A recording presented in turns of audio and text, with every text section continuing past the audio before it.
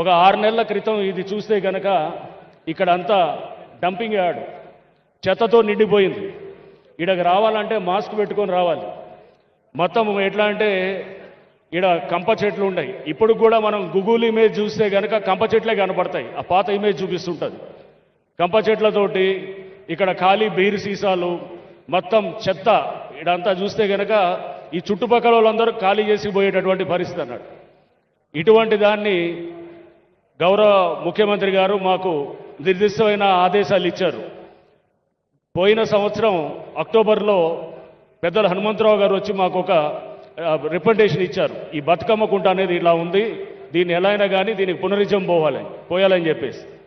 అప్పుడు ముఖ్యమంత్రి గారు మాకు పలు సందర్భాల్లో దీని మీద నిర్దిష్టమైన డైరెక్షన్స్ ఇస్తూ దీన్ని ఎటువంటి పరిస్థితులు అయినా కానీ కూడా మనం బతుకమ్మ సంబరాలు నెక్స్ట్ బతుకమ్మ సంబరాలు అంటే ఇప్పుడు దసరా ఉత్సవాల టైంలో దీన్ని రెడీ చేయాలని చెప్పేసి మాకు ఒక టార్గెట్ ఇవ్వటం, దానికి అనుగుణంగా మేము దీని మీద ఒక ఏంటంటే ఇది కబ్జాకు గురైనటువంటి ఈ బతుకమ్మ కుంట, ఇది నార్మల్ చెరువు పునరుజ్జీవం కాదు.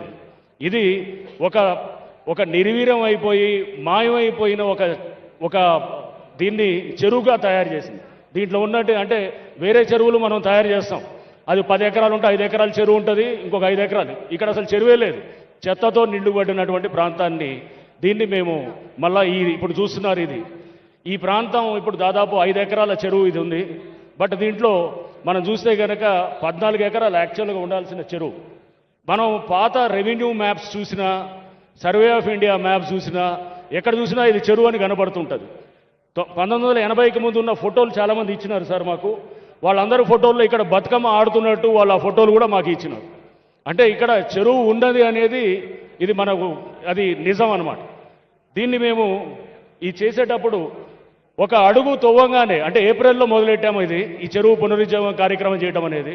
ఒక అడుగు తవ్వంగానే నీళ్లు ఇట్లా బయటికి వచ్చేస్తుండే అనమాట.